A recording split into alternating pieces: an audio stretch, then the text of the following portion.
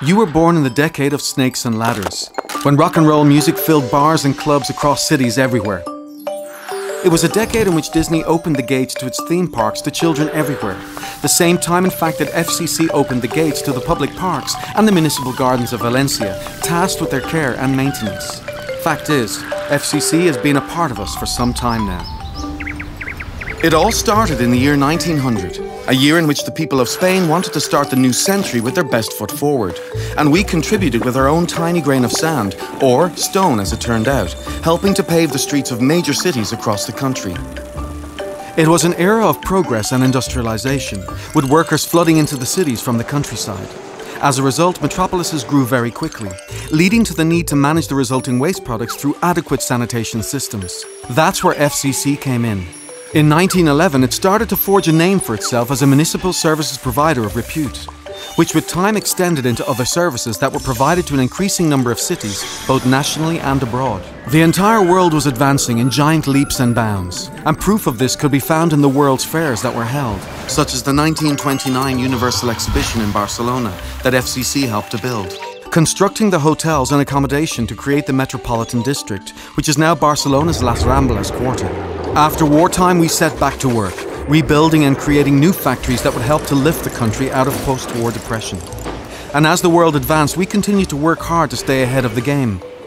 Building mile after mile of railway and underground rail track, building Spain's first modern motorway and erecting SEAT's first car manufacturing facility, which produced the famous 600 models that used to carry us to the seaside each summer as if we were traveling to the moon.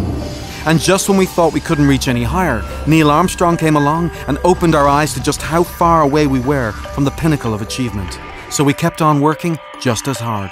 In our eagerness to provide the best service possible to the general public, we chose to provide it too for the most basic resource of them all, the integrated management of the water system. This was the seed that years later grew into FCC Aqualia, a division of FCC that currently provides this basic service to over 25 million people across 4 continents. From 1975 onwards, Spain began to look beyond its borders, and so did we, as we won the first overseas civil engineering project on a massive scale in Tripoli, Libya. And shortly afterwards, through the provision of municipal services, such as the public contracts for the municipal cleaning and waste collection services in other countries. As the walls were coming down, we were building bridges, such as the bridges over Spain's Ebro River, or the bridges that facilitated access to Seville's Expo 1992, where we also built pavilions for Catalonia, Italy, and Puerto Rico. With the arrival of the year 2000 came further changes.